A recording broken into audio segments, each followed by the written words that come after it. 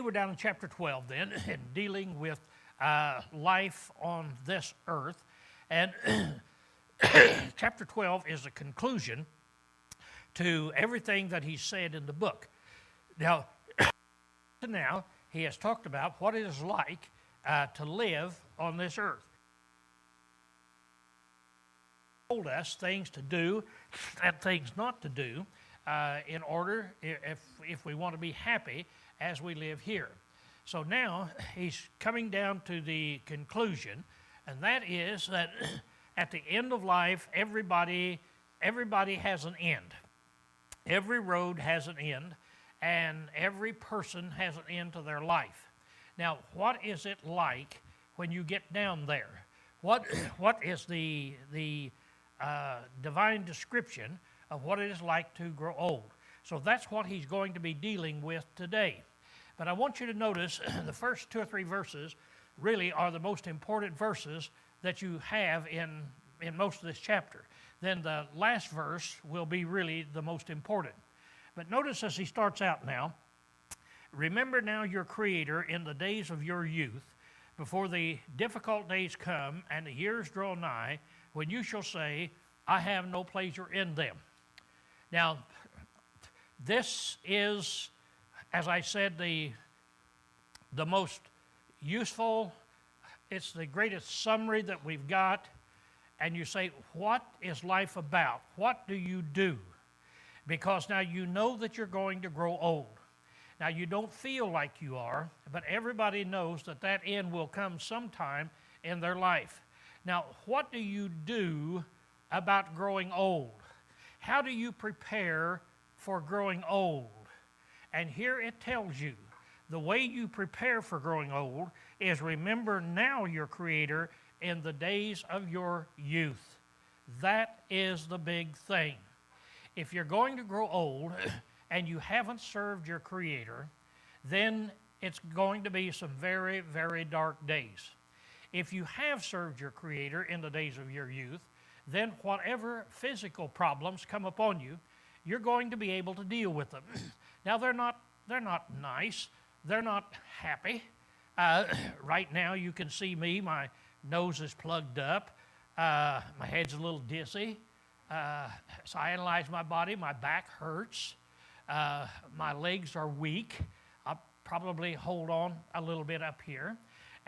All of those things that you don't know anything about in your youth, but your whole body starts disintegrating. And you have to deal with that day in and day out. You have to deal with it on Monday, Tuesday. You have to deal with it every day. And every day when you get out of bed, why, those problems are there. The aches and the pains and all the things that go with it. So how do you deal with it? Well, they're dark days, and your biggest solution is what you do now. If you're faithful to God in the days of your youth, when those days come, you have something to hold on to. And so that's what he's saying. So if you say, all right, I want to summarize life on this earth. How do I live life on this earth? Well, remember we go back and he says, he talked about pleasure and riches and power and money, all of those things that we talked about. And we say, okay, now that's dealing with life upon this earth. But in reality, here's what it's all about. Remember your Creator in the days of your youth, before the evil days come, the difficult days come, when thou shalt say, I have no pleasure in them. Those days are coming upon all of us. And so the solution is remembering God in those days. Now, he goes ahead and says, while the sun and the light and the moon and the darkness are not, stars are not darkened, and the clouds do not return after the rain. In other words, remember your Creator before these days come, before the dark days of life come. And he illustrates it the way they do throughout the Old Testament in talking about darkness. While the sun, remember God, while the sun and the light and the moon and the stars are shining. Remember him during the days of your youth, when everything is going fine, when you find happiness in life, when it's fun to get out of bed and go face the day's work, when you just can't wait to get out and go do things. Remember your Creator in those days when it's so easy to forget Him. It's so easy to forget Him when we're so busy with everything else in life. But that's when we need to remember our Creator. So he then sets the stage and says, now that is the solution. We can stop right there. We could go home today and you can say, okay, I know what life is about. I know how I should live life on this earth. I should do it by remembering my Creator in the days of my youth. That's very important. Now, he's going to go ahead and he's going to describe what these days are like when the dark days come. When the sun quits giving its light and the moon is not shining and the dark days are here. The clouds come back after the rain. And in other words, when the dark days of life comes, when the difficult days of life comes, what are they like? What does God say about it? What does God tell us that it's like to grow old? Now, excuse me. Where he picks that up, and he begins to tell us what God says it's like to grow old. He says in verse 3, in the days when the keepers of the house tremble. Now, he's going to start illustrating this by looking at man as a house. And in reality, that's what it is. In reality, what you see up here as you're looking at me is you see a house. Now, you could say, somebody could ask you, say, well, do you know Lowell Williams? Well, yeah, I see him every Sunday. I see him all the time. Well, the fact of the case, you've never seen Lowell Williams. See, never seen Lowell Williams. You've never seen Mitch Smith. You've never seen anybody else. All you've seen is the house. Now, what you're looking at now, in reality, this is true. What you're looking at now, as you look up here and see me, is the same as you see when you drive by my house down on Main Street. Now, you drive by there, and you can look up and say, well, there's old Lowell, meaning there's where Lowell lives. Now, you look at that house, and you see the house. You know I'm in the house, but you don't see me. If you meet a car like I'm driving, you meet it on the road, and you can say, well, there goes Lowell. Well, did you see him? Yeah, I saw him. We just passed him. Well, did you see him? No, but I saw his car. I saw the license plate. The license plate is his. I saw the car, and it went by. There's Lowell. But you didn't see me. You saw the vehicle that's carrying me. Now, that's what life is all about. As you look at me up here right now, all you're looking at is, as Peter says, is the tent, the tabernacle, or as we would put it, the house where you live. You're just looking at the house. I live inside this body, but this body is not me. And so what he's showing is this body is going to deteriorate. Now, Paul says that the body is going to deteriorate, but the inward man is renewed day by day. As the outward man deteriorates, the inward man can grow stronger and stronger and stronger. So now he's saying, here's what's happening. Here's what will happen to your body. Look at your body as a house, and here's what's going to happen to it. Now it says, in the day when the keepers of the house tremble. That's your hands. As you grow older and you start losing your coordination and so forth, your hands are trembling. Now, those days are coming and the days when your hands start trembling, and the strong man bow down. That's your knee, your legs. They're the strong man. That's what carries you around. But they bow down. Now, it's kind of amazing to me when I see somebody that someone says, hey, is that a piece of paper? Is that something? They just jump up and run over. They just run over and get it. I'll look over and I'll say, yeah, but I'm not going to get up and go get it unless I really need to know, because the strong men are bowed down. They're not strong anymore, as you can probably see in the last few months. I've quit standing when we have prayer and when we stand for a song and so forth. And you say, well, why would you do that? Because it hurts. That's the reason. And so why should I stand up and ache and pain while the rest of you are having fun? And so I just sit down, and it's comfortable to be able to sit there and not move. So if you watch me, I generally go back, sit down by Helen, snuggle into that pew, and I don't move until we get ready to go home. The strong men bow down. When the grinders cease because they are few, of course, that's the teeth. And so they're going to, your teeth are going to be few, and you're going to quit being able to grind your food and eat your food, and that's when soup comes in very, very handy, and applesauce, and a whole new menu that you might find once you lose those teeth. And those that look through the windows go dim. Of course, this is the eyes. That you look out through the eyes. Now, I, Lowell Williams, inside here, have access to how I can see out there in the world. And I can see through my eyes. All they are instruments. They're just instruments to enable me to see.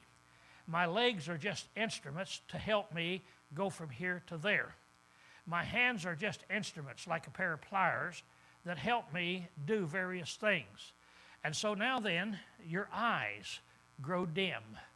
And we've been blessed in the generation in which we're in to be able to have glasses and such as this to go ahead and prolong it. It still works. It's still there. And you're still going to have to deal with those days when the cataracts come and when you're not able to see and you got to get thicker glasses and you do this or that. Those days are coming. When the doors are shut in the street and the sound of the grinding is low. Excuse me.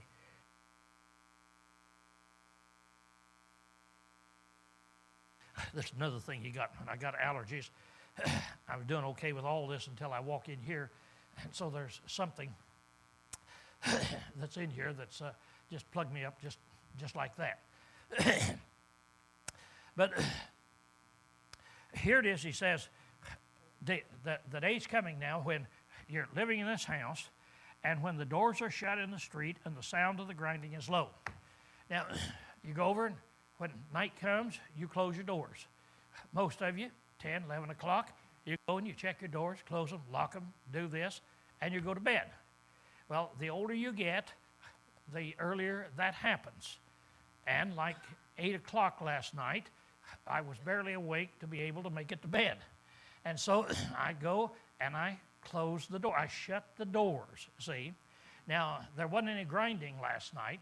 Grinding is when the people are grinding their food and it's activity that is going on. So there are times when I go to bed and I still hear a chainsaw going. That's what this is talking about in here, in our day of saying, well, the lawnmowers are still going or the chainsaws are still going and yet Lowell's doors are shut and they're locked. Well, the grinding that they were doing out there in the everyday street, you close down your house and you go to bed before the normal activity of the day is over.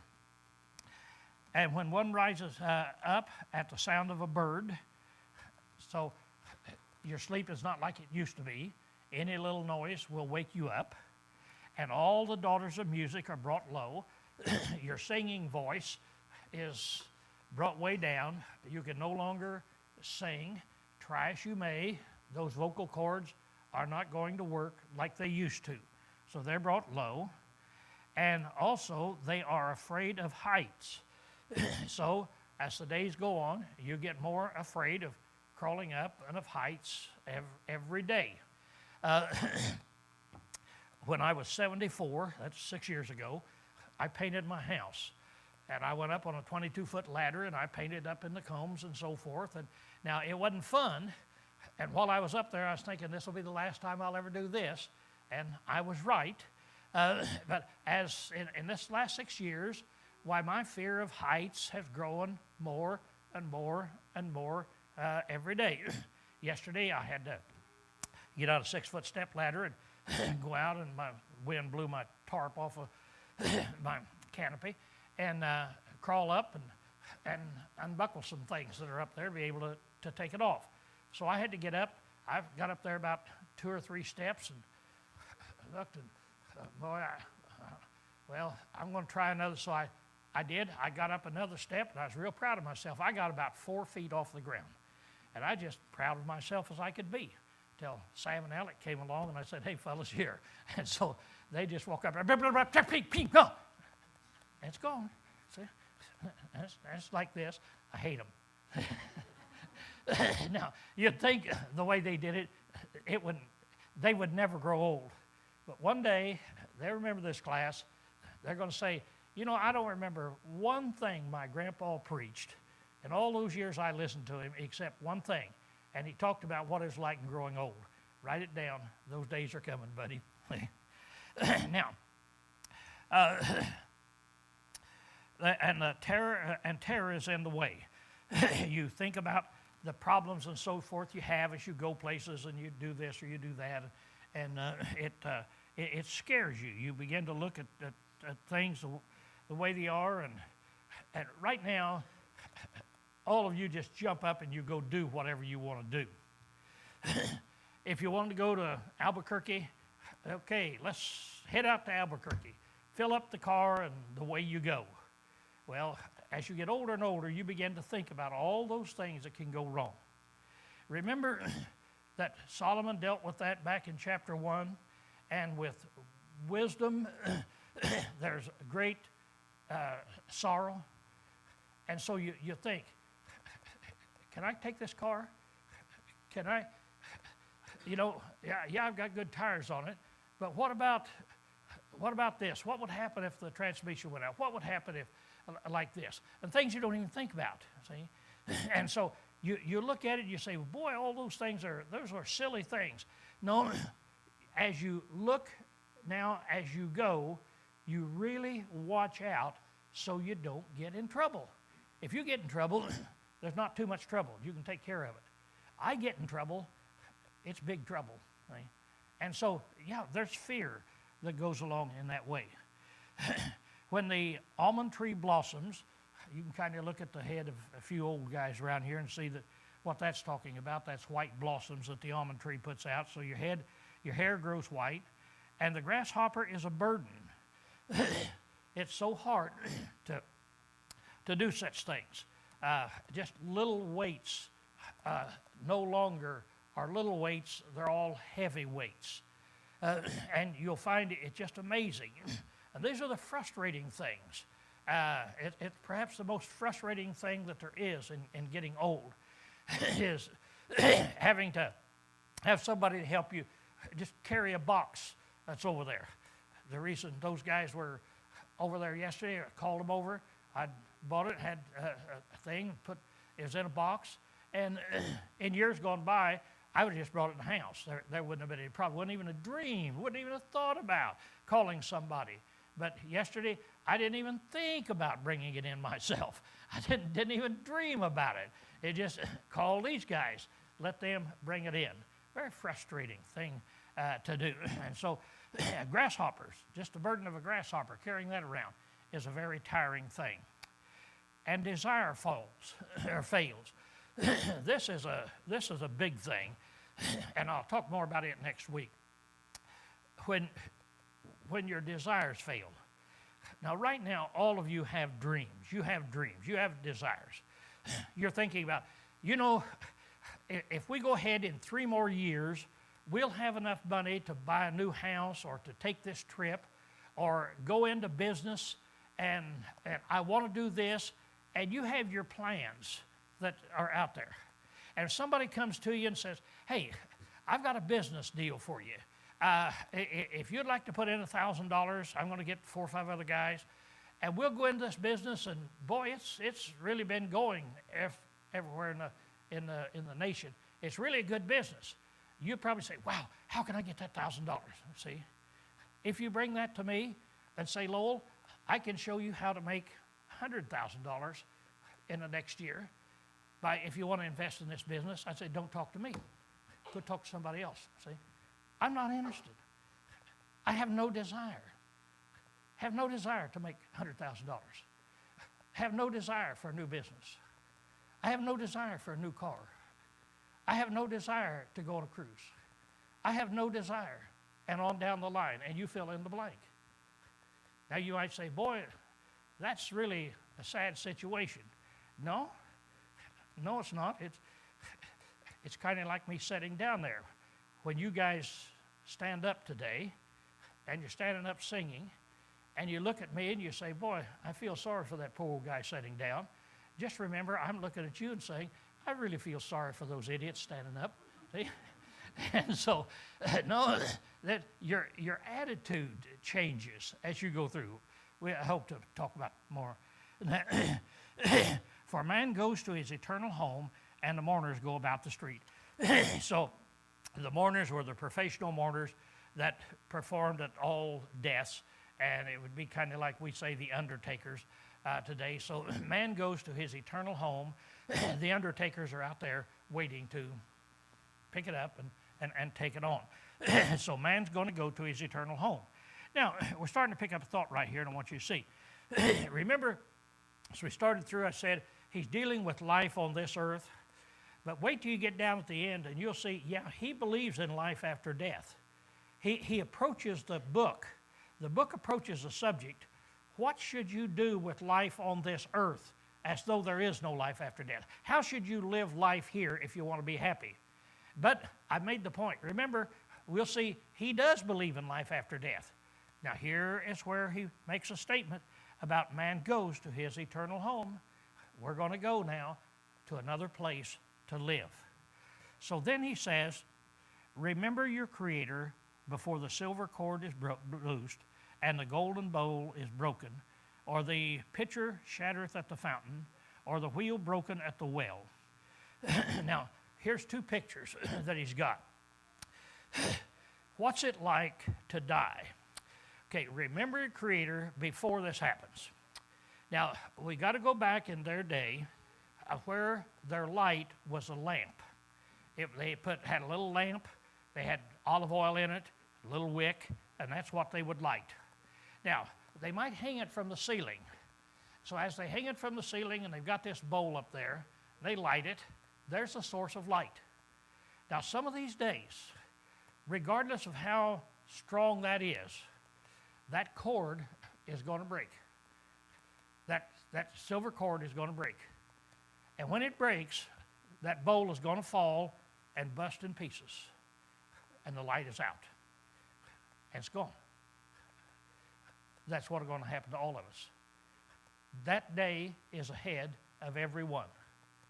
He said, or you could think of it like this. You remember seeing pictures back in the old days of when they would dig a well, and be that big around?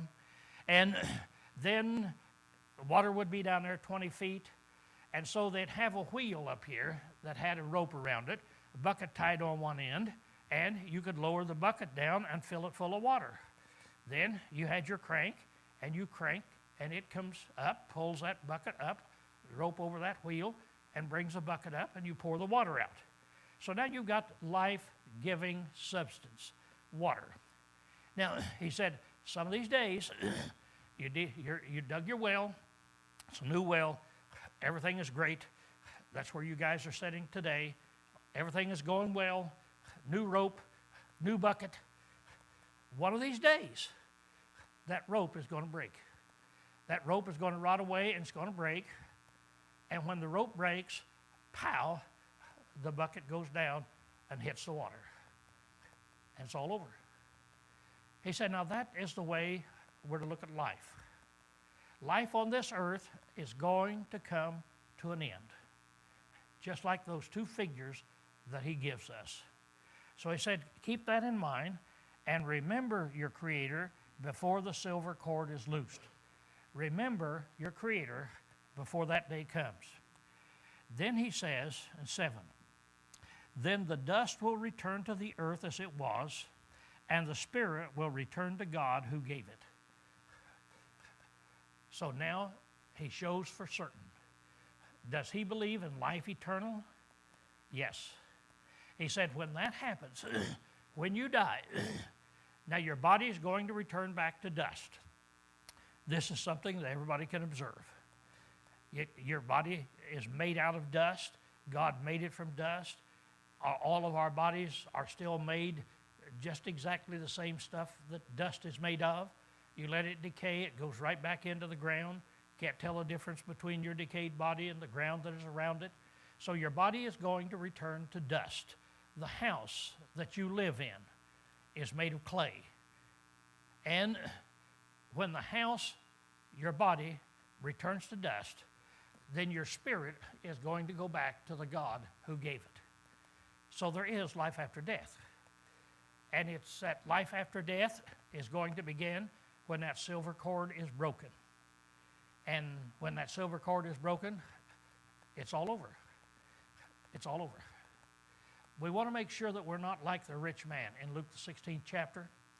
Remember when he woke up, or when he realized he was in the torments of Hades, and he called up to Abraham, send Lazarus down just to put a drop of water on my tongue. And he told him, no, we can't come down. And he said, well, could you send him back to earth because I have 5 brothers back there? And so he's trying to negotiate life on this earth.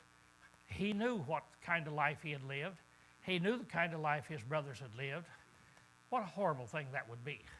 So what he's saying is before that silver cord is broken and that lamp falls to the floor and busts in pieces, make sure that you remember your Creator in the days of your youth so that you can go into these days of old age without regrets, without crying about it, without saying my life has been wasted, but you'll be able to say, I've remembered my Creator from the days of my youth. Oh yeah, you're going to look at it and you're going to think about how much more you could have done to serve Him, how many more things you could have done and so forth. But you know that in those days, you've been serving Him. So then his conclusion is, vanity of vanity, saith the preacher, all is vanity. That's where he started the book. So he said, what will happen is, as you look at life, you start out, and this is what vanity was all about. Life is all about. Starts out, and then he shows everything you do really is going to come to an end. It's not going to bring you happiness. Nothing is going to bring you happiness except putting your hand to the plow and working and enjoying life and serving God. And here he tells you this is the end result, that unless we serve God, everything is useless. Life on this earth is just vanity. Now, he brings the subject to a conclusion. Let's cover it rather rapidly as he brings it here. And moreover, because the preacher was wise, he still taught the people knowledge. Yes, he pondered and sought out and set in order many proverbs. So the author of the book says, I've sought out these proverbs. The preacher sought to find acceptable words, and what was written was upright, words of truth. So he, talking about himself in the third person, he said, I've sought to find out words of truth. I haven't told you any fables. I've told you, everything I've told you is that. The words of the wise are like goads, and the words of scholars are like well-driven nails given by one shepherd. This is important. A goad is, take a broom handle, cut off the broom. drive a nail in the end of that broom handle. Then sharpen the nail so that it's real sharp. Now, if you're out trying to drive cattle and a cow gets out of line, all you got to do is take this and you can reach up and just barely flicker on the hip and ping and bing, and she'll get back in line again. Now, what does a goad do? It keeps you in line. Now, these words, he says, are like goads. So think about that. The next time you start to do some stupid thing, and then the words of Ecclesiastes come back, and you say, I remember what Solomon said, that'd be stupid. That's a goad, and it's goading you to keep back. And he says they're like nails that are driven. Now, when you drive a nail, you go over and you drive a nail in that wall. You're driving something in there you can hang something on. It's solid. It's immovable. He said, that's the way these teachings are. My teachings that I have given you are solid. They're immovable. You can hang your life on them because I know what I'm talking about. He said, and they're given from one shepherd. That, I think, obviously God. All of this instruction that he gives, he has said, I don't know how to live. I've tried to seek it out. But he said, I've given you all these teachings, and they all come from one source, one shepherd, which would be God. And further, my son, be admonished by this. Of making many books there is no end, and much study is weariness to the flesh. So that is just kind of a warning. Don't leave here today and say, I'm going to go out and try this myself. I'm going to go out and I'm going to do a whole lot of study, and I'm going to write some books, and I'm going to seek this out, and I'm going to find out what life is all about. He said, just remember, that'll wear you out. See, that'll wear you out. Just remember what I've said. Remember what this book has said. They're like goads. They'll keep you straight. They're like nails. You can depend on it. So he said, do this. Then he says, let us hear the conclusion of the whole matter. Now he's going to conclude the whole book. And here's how you conclude your whole life.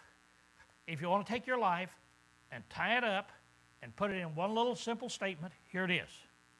Fear God and keep his commandments, for this is man's all.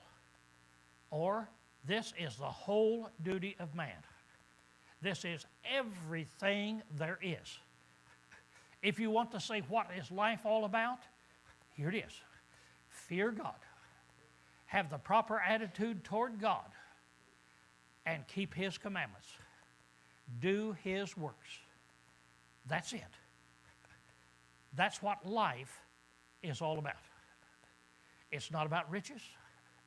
It's not about power. It's not about anything that you can think of that's on this earth. But it's about having the proper attitude toward God and then doing God's will on this earth. He said, for God will bring every work unto judgment, including every secret thing, whether good or evil. So just remember, here's a goad. Big goad that'll keep us straight. One day you're going to stand before the judgment bar of God, and he will bring every work out of secrets. There'll be no secret. Any secret you think you have, God knows. And at that day, that can be brought forth. So what do? What's the book of Ecclesiastes all about? Why have we spent, 20 weeks in studying this book when it could be done in, 12 seconds? Fear God and keep his commandments, for this is the whole duty of man. Class dismissed.